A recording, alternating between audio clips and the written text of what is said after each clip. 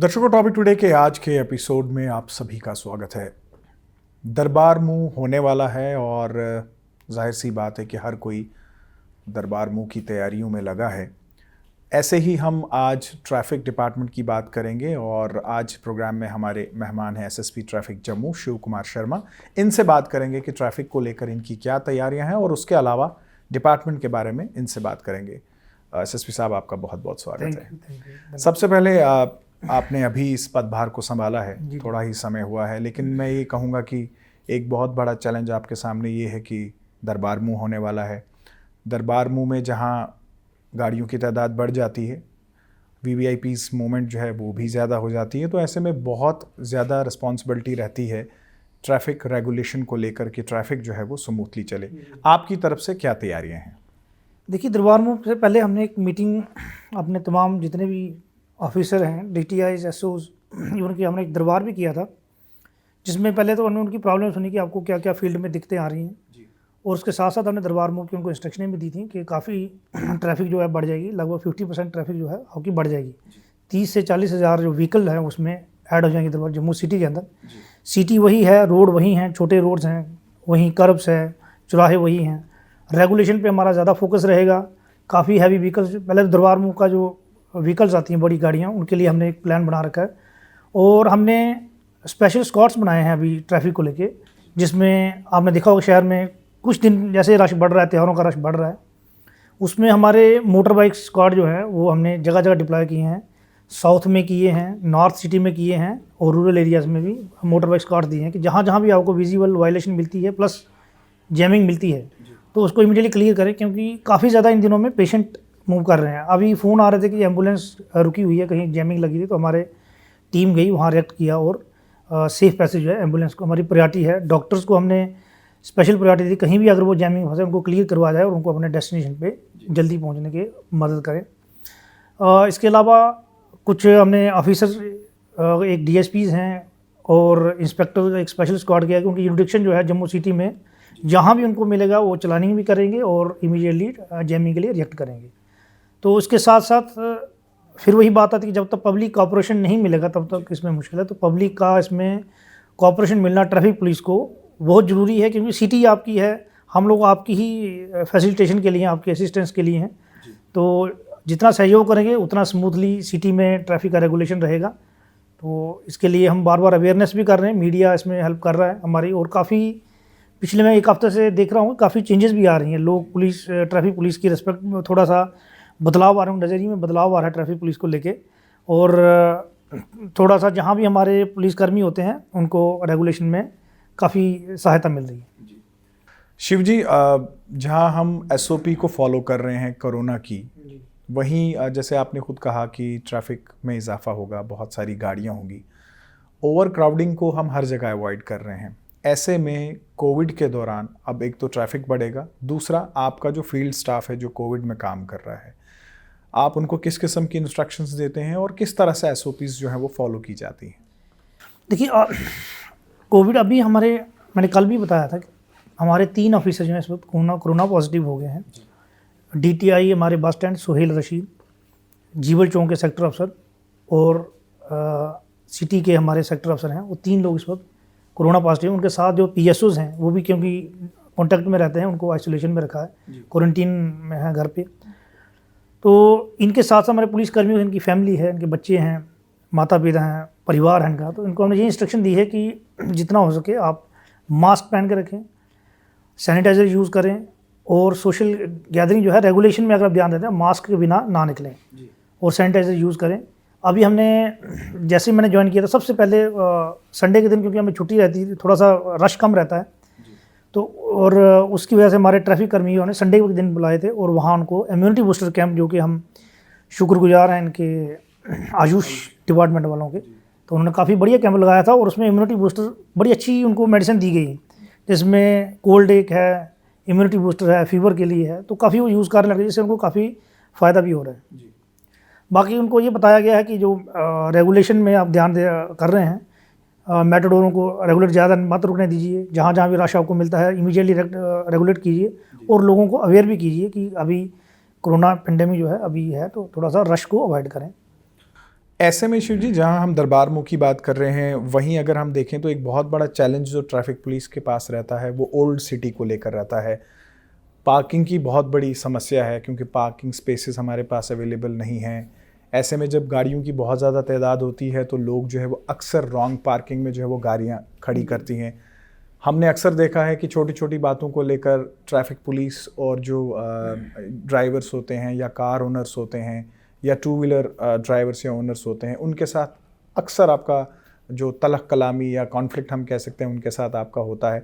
तो ऐसे में क्या इंस्ट्रक्शंस है? क्या चालानिंग या पेनलाइजेशन की तरफ फोकस होता है, या आप यही कोशिश करते हैं कि पहले एक वार्निंग दी जाए, उन्हें समझाया जाए, या उनकी परेशानी को भी आप मद्देनज़र रखते हैं कि हाँ सही है, यहाँ पार्किंग प्लेस नहीं है, मजबूरी भी है, इन्होंने गाड़ी अगर लगाई है, तो इस चीज़ को भी आप समझते हैं? देखिए, जब से हमने ज्वाइन किया, हमने तमाम, मेरे पास काफ़ी सिविल सोसाइटी के लोग भी आए, उनकी हमने प्रॉब्लमें भी सुनी हैं। और पार्किंग जो है वो खाली ट्रैफिक पुलिस की समस्या नहीं है, इसमें हमारी डिवकम साहब से मीटिंग हुई, डिप्टी कमिश्नर साहब से मीटिंग हुई, जीएमसी कमिश्नर से भी मीटिंग हुई, तो सभी हमें कोऑपरेट कर रहे हैं। जहाँ जहाँ हम बता रहे हैं कि उसमें काफ़ी कोऑपरेशन इनका मिल रहा है। और रेगुलेशन के लिए हमारे जहाँ जहाँ भी ओल्ड सिटीज़ हैं वहाँ हमारे वही मोटर बाइक स्क्वाड जो है वो घूम रहे हैं। और रॉन्ग पार्किंग जहाँ मिलती है जिसकी वजह से जैमिंग हो जाती है तो उसके खिलाफ एक्शन भी हो रहा है, क्योंकि वायलेशन, हमने पहले कोई वायलेशन टॉलरेट नहीं की जाएगी, क्योंकि इससे बाकी लोग जो हैं वो हैम्पर होते हैं उनकी।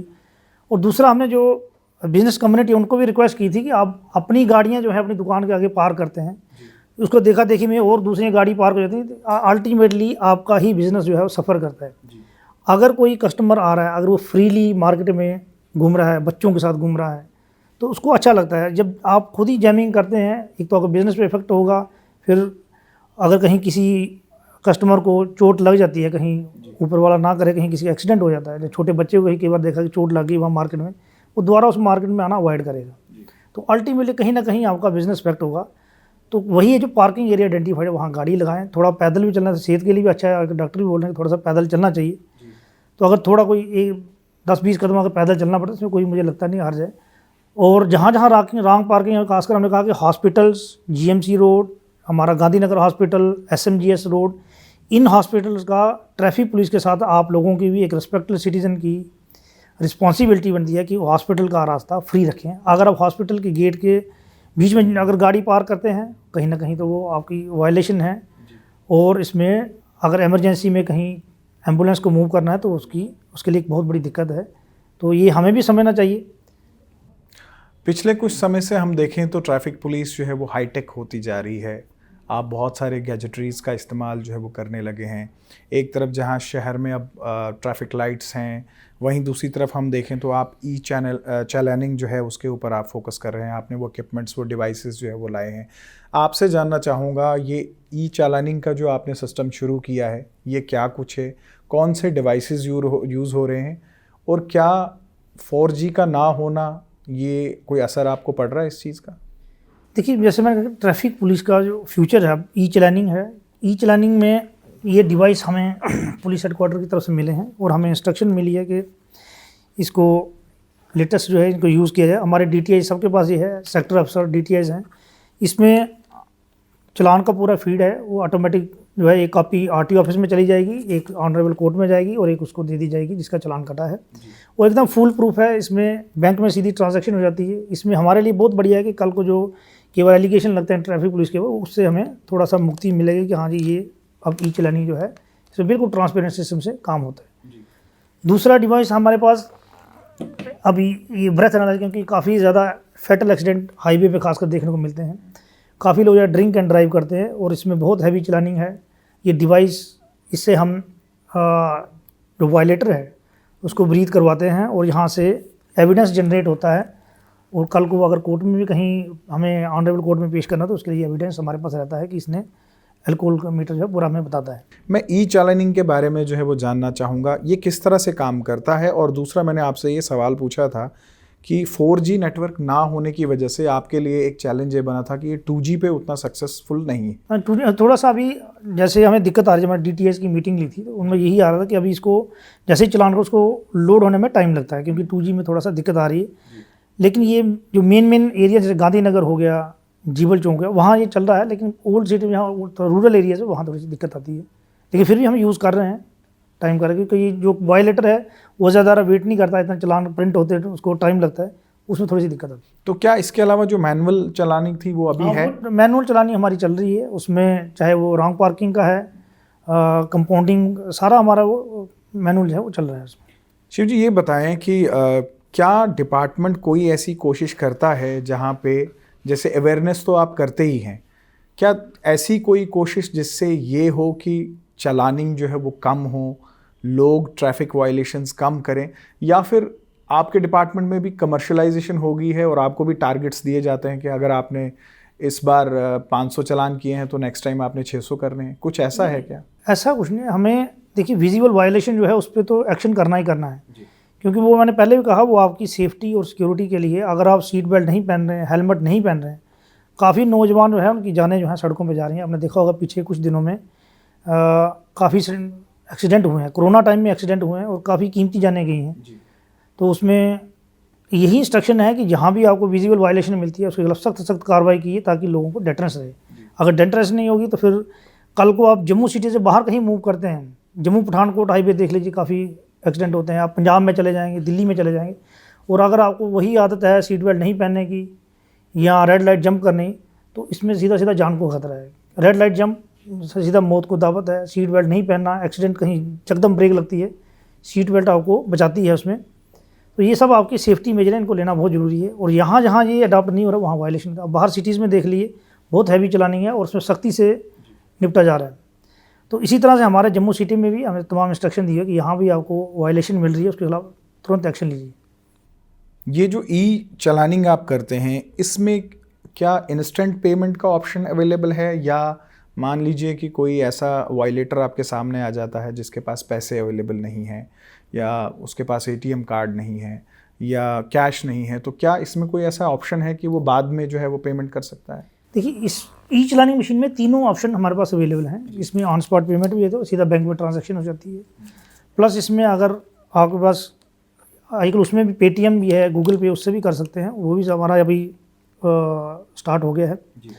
प्लस अगर पेमेंट नहीं है तो इसमें दूसरा ऑप्शन भी है। इसमें 3 ऑप्शन है हमारे पास ई चलानिंग मशीन में, तो इसमें मुझे लगता है कोई दिक्कत है, सिर्फ वही कि 2G का थोड़ा सा हमें प्रॉब्लम आ रही है, तो वो भी मुझे लगता है जल्दी सॉल्व हो जाएगा। इसके अलावा जो एक इक्विपमेंट आपके पास है वो है बॉडी कैम, और ये पिछले काफ़ी देर से मैं आपके लिए कहूँ कि काफ़ी सक्सेसफुल आपके लिए जो है ये साबित हो रहा है, क्योंकि जब भी कोई इश्यूज़ क्रिएट होते हैं पब्लिक और ट्रैफिक पुलिस के बीच में, ख़ासकर जो ऑफिसर्स होते हैं जो चलानी वगैरह करते हैं, जो आपके DTIs वगैरह है, तो उस वक्त इस कैमरे का जो है वो बहुत बड़ा रोल है।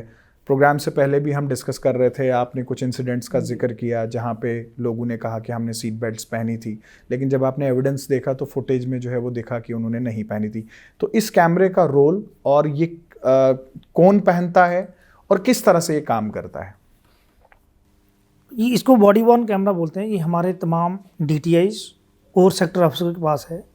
ये बॉडी वॉर्न कैमरा जब हमारा ट्रैफिक पुलिस कर्मी लॉफुल ड्यूटी कर रहा है, क्योंकि वो अपना पर्सनल काम नहीं है उसका, वो गवर्नमेंट की तरफ से ऑथराइज्ड ड्यूटी कर रहा है, हमने सिंबल पहना है गवर्नमेंट का लोगो, तो हम गवर्नमेंट की ड्यूटी कर रहे हैं, हमारा पर्सनल कुछ नहीं है। तो अगर लॉफुल ड्यूटी में कोई ऑब्स्ट्रक्ट कर रहा है, उसको चलाने में दिक्कत कर रहा है या उसको कहीं ऑब्स्ट्रक्ट कर रहा है गवर्नमेंट, तो उसके खिलाफ सीधा सीधा FIR लगेगी। तो ये एविडेंस, ये बॉडी वॉर्न कैमरा जो है ये हमारे DTIs और पहन के रखते हैं, और उसमें पूरी रिकॉर्डिंग रहती है कि वो, जैसे कई बार एलिगेशन लगता है जी मैंने सीट बेल्ट पहनी थी आपने देखा नहीं, तो ये पूरा कैमरा बताता है। कई बार कहते हैं आपने मेरा मोबाइल तोड़ दिया, तो इसमें पूरा हमने ये रिकॉर्डिंग जो है सीनियर अफसर कभी भी कॉल कर सकते हैं, और फिर कहीं अगर कोई एलिगेशन है हमारे ट्रैफिक पुलिस कर्मी को, उसमें देखा जाता है कि इसका क्या रिएक्शन रहा, और अगर कोई वायलेटर ऑफेंस कर रहा है, उसको कोई बदतमीजी या लड़ाई झगड़े पे होते हैं, वो तमाम उसमें होते हैं। और इसमें काफ़ी FIR भी लगी हैं, ऐसी बात नहीं, ये एविडेंस ये दिया गया है ऑनरेबल कोर्ट में भी, ये हमारे पास एविडेंस है, तो इसमें FIR भी लगी हैं जम्मू। तो मेरी सभी से रिक्वेस्ट यही है कि जो हमारा ट्रैफिक पुलिसकर्मी ड्यूटी कर रहा है वो लॉफुल ड्यूटी कर रहा है, आपकी सेफ्टी और सिक्योरिटी के लिए ड्यूटी कर रहा है, रेगुलेशन की ड्यूटी कर रहा है, और अगर आप वायलेट कर रहे हैं तो आपके खिलाफ एक्शन होगा, तो चलानिंग होगी। पुलिस, ट्रैफिक पुलिस की अगर हम बात करें तो हमेशा से ही जो है ट्रैफिक पुलिस के ख़िलाफ़ करप्शन की शिकायत जो है वो रही है। फील्ड में जो स्टाफ होता है उसके ऊपर अक्सर उंगली उठाई जाती है कि ये करप्शन में मुब्तला रहते हैं। एंट्री को लेकर एक बहुत बड़ा सवालिया निशान जो ट्रैफिक पुलिस पे लगता है। आपके आते ही करप्शन और ट्रांसपेरेंसी जो है, क्या आदेश हैं आपकी तरफ से और किस तरह से आप ये कोशिश करेंगे कि डिपार्टमेंट में ना तो करप्शन हो और ट्रांसपेरेंसी हो? देखिए, मैंने आते ही जब ज्वाइन किया था, सबसे पहले हमने मीटिंग ली और मैंने अपनी इंस्ट्रक्शन को क्लियर कर दी कि भाई ज़ीरो टॉलरेंस के ऊपर काम होगा। अगर किसी ने कोई करप्ट प्रैक्टिस में इन्वॉल्व होगा उसके खिलाफ सख्त कार्रवाई की जाएगी और हम रिकमेंड करेंगे कि उसको ट्रैफिक विंग से निकाल के हमें अच्छे ऑफिसर मिलें जिनकी फेस वैल्यू हो, जो पब्लिक के लिए अच्छी पोलाइट डीलिंग हो। और आजकल गवर्नमेंट इतनी सैलरी दे रही है, बहुत ज़्यादा सैलरी है। मैं खुद 2 लाख सैलरी ले रहा हूँ। मुझे अगर मैं चाहूँ तो मैं किसी को पैसे, मैंने अपने मुलाजिम को बोला कि अगर आपको पैसे की ज़रूरत है आप हमसे ले जाइए। हमारे पास गवर्नमेंट PH की पुलिस हेडक्वार्टर से DGP साहब की तरफ से हमें रिवार्ड में इतने पैसे मिलते हैं, हमें वेलफेयर लोन इतना मिलता है, वेलफेयर रिलीफ 5-5 हज़ार DG साहब ने हमें जो भी कोरोना पॉजिटिव है उनको दिया है 5-5 हज़ार। और अगर कोई सीरियस पेशेंट है उसको 25-25 हज़ार कोरोना जो पेशेंट हैं उनको रिलीफ दिया है। तो मुझे लगता नहीं किसी को करप्ट प्रैक्टिस में इन्वॉल्व होने की ज़रूरत है, क्योंकि सैलरीज इतनी आपकी इतनी अच्छी हैं। और अगर सिंपल लिविंग है, अगर आपको ज़्यादा शौक नहीं है, अगर आप ज़्यादा महंगे उसमें ना जाएं, तो मतलब बड़े आराम से आजकल गवर्नमेंट एम्प्लॉई जो है हमारा अपनी ज़िंदगी बसर कर सकता है। तो इसके ऊपर हमने कुछ लिस्टें भी बनाई हैं, कुछ डिटेल जो ब्लैक शीप्स हैं इसमें उनको सख्ती से निपटा जाएगा। और हमने इंस्ट्रक्शनें दी हैं कि अगर कोई, वैसे लोकल कहावत है, अगर कोई जहर खाएगा तो खुद ही मरेगा। उन्होंने पहले बोल दिया कि अगर करप्शन की तो उसके खिलाफ सख्त कार्रवाई होगी और हम रिकमेंड करेंगे उसको ट्रैफिक विंग से इमीडिएटली शिफ्ट किया जाए और हमें अच्छे ऑफिसर दिए जाएं जिनकी फेस वैल्यू हो और जो पब्लिक के लिए काम करना चाहते हैं। अगर आप किसी पर्पज़ की वजह से यहाँ ट्रैफिक पुलिस में आ रहे हैं तो हमने पहले इंस्ट्रक्शन, आप किसी दूसरे विंग में चले जाएँ, CID में चले जाएँ, कहीं और चले जाएँ, रेलवे में चले जाएँ, ट्रैफिक पुलिस को छोड़ दें। अगर आप इस पर्पज़ के लिए आ रहे हैं कि हम करप्शन करके कहीं ट्रैफिक पुलिस में ज्वाइन करेंगे तो आप उस चीज़ को भूल जाएँ, क्योंकि हमें पूरी सपोर्ट मिल रही है। हमारे IG साहब ने इसको पूरा क्लियर किया है। हमारे IG नमग्याल साहब हैं, बहुत ही बढ़िया। उनका आप देख लें, पब्लिक वैल्यू बहुत ज़्यादा है। कहीं भी छोटी भी इंसिडेंट होता है पहले IG साहब को फ़ोन जाता है, फिर वो मुझे करते हैं कि ऐसा हो गया, तो हम इमीडिएटली एक्शन लेते हैं। हमें पुलिस हेडक्वार्टर की तरफ से इंस्ट्रक्शन है कि कोई भी आपको मिलता है तो उसको इमीडिएटली ट्रैफिक पुलिस से रिकमेंड करें और उनको निकाल दें। SSP साहब, पहले मीडिया का ही सिर्फ रोल रहता था और मीडिया जो है वो एविडेंसेस क्रिएट करती थी और करप्शन के जो इंसिडेंट्स थे वो रिपोर्ट करती थी। आजकल हमने देखा है कि जो ड्राइवर्स हैं उनमें भी इतनी ज़्यादा अवेयरनेस है कि वो अपने मोबाइल पर रिकॉर्डिंग, वीडियो एविडेंसेस जो है वो कलेक्ट करते हैं और वो फिर सोशल हो जाते हैं, वायरल हो जाते हैं सोशल मीडिया वगैरह पे। तो आपसे ये जानना चाहूँगा कि अगर ऐसा कोई इंसिडेंट आपके पास रिपोर्ट हो तो क्या कार्रवाई करेंगे आप? देखिए, आजकल सोशल मीडिया का टाइम है। आप देखें, छोटा सा इंसिडेंट हो वो अपलोड हो जाता है। तो हमने पहले इंस्ट्रक्शन दी कि भाई फ्री एंड फेयर रहें, ट्रांसपेरेंसी से काम करें। सैलरी आपकी, गवर्नमेंट आपको इतनी सैलरी दे रही है, आपको हर चीज़, आजकल तो यूनिफॉर्म अलाउंस मिल रहे हैं आपको पहनने के लिए। तो मुझे लगता नहीं है, अगर आप सिंपल लिविंग में हैं, अगर आपको ज़्यादा हाई फाई शौक नहीं है, तो आप बड़े आराम से गवर्नमेंट सैलरी में अपना गुजारा कर सकते हैं, अपने बच्चों को अच्छी तरह से शिक्षा दे सकते हैं। करप्शन का पैसा आपको कहीं ना कहीं इफ़ेक्ट करता है। हमने देखा भी है, जो लोग करप्शन में इन्वॉल्व रहे हैं उनको, जहाँ तो उनकी फैमिली लाइफ सेटल नहीं है, या उनके बच्चे नहीं पढ़ पाए, या फिर कहीं ना कहीं उनको बीमारी जो है लग जाती है। फिर लोग बोलते हैं कि देखो जिसने लूट खसूट की और बीमारी लग गई। दूसरा, मैं ये अपने सभी जो सुन रहे हैं उनको मैं ये कहना चाहूँगा कि हमने इसी सोसाइटी में रहना, रिटायरमेंट के बाद भी आपने इसी समाज में रहना है। तो अगर आप इज्जत से और प्राइड से नौकरी करेंगे तो आपको रिटायरमेंट के बाद भी इज्जत मिलती रहेगी लोगों से। और अगर कहीं करप्ट प्रैक्टिस में इन्वॉल्व है, कुछ हम देख भी रहे हैं, ऐसी बातें हम देखते हैं कि रिटायरमेंट के बाद जब कुछ ऑफिसर ऐसे हैं जो पब्लिक फेस नहीं कर पाते, उनकी कोई करप्ट प्रैक्टिस में इन्वॉल्व, उनके खिलाफ एक्शन हुए हैं, तो वो पब्लिक में आना पसंद नहीं करते। और कई बार मैंने ऐसे भी देखा कि लोग जो हैं कहीं सिटी में अगर शॉपिंग करने जा रहे हैं तो अवॉइड करते हैं कि ये आ गया जी, वो करप्ट ऑफिसर आ गया, तो यहाँ तो अपना वो दुकान चेंज कर लें या अपना मूड चेंज कर लेते हैं। वो रिस्पेक्ट नहीं मिल पाती अगर करप्शन में कहीं इन्वॉल्व रहे हों। तो मेरी गुजारिश यही रहेगी कि हमें गवर्नमेंट की लॉफुल ड्यूटी कर रहे हैं, सैलरी आपकी सफिशेंट है। अगर आप सिगरेट, शराब, इन चीज़ों से बचे हैं, नशे से बचे हुए हैं और अपना तमाम सिंपल लिविंग है, ज़्यादा फैशन में ना जाएं। कई बार मैं देखता हूँ, अपने जवानों को बताता हूँ कि आजकल महंगाई का दौर है और एजुकेशन जो है, बच्चों की एजुकेशन बहुत ज़रूरी है। वो क्या करते हैं कि अपने महंगे महंगे मोबाइल ले लेते हैं या अपने कपड़े बहुत ज़्यादा ड्रेसिंग के ऊपर खर्च करते हैं, बच्चों की कई बार स्कूल की फ़ीस नहीं पे होती। मेरे पास कुछ कंप्लेंट्स आई हैं, मैं देख रहा था फाइल अपनी, तो उसमें कई कांस्टेबल्स के खिलाफ आई है कि वो घर में पैसे नहीं देता। तो फिर हमने वेरीफाई किया जी पैसे जहाँ करता गया, वो देखा कि एप्पल का मोबाइल लिया हुआ है, बहुत महंगे महंगे ड्रेसेस पहन रहे हैं। मतलब इसकी ज़रूरत क्या है भाई? पहले बच्चे अगर, या तो पहले शादी नहीं करनी थी, अगर आपने शादी की है तो बच्चों को पालना आपका फ़र्ज़ है और उनकी स्कूल की फ़ीस पे करना भी आपकी ड्यूटी है। तो ये चीज़ें हैं, वो हम बार बार इनको समझाते हैं कि इन चीज़ों से थोड़ा दूर रहो और सिंपल लिविंग में कोई आप देख लें कि कोरोना टाइम में हमने यही सीखा है कि पैसा काम नहीं आता, आपके रिलेशन काम आते हैं, और अगर आपकी सेहत अच्छी है तो वही सबसे बढ़िया एक वो दान है, या वही सबसे बड़ी प्रॉपर्टी है।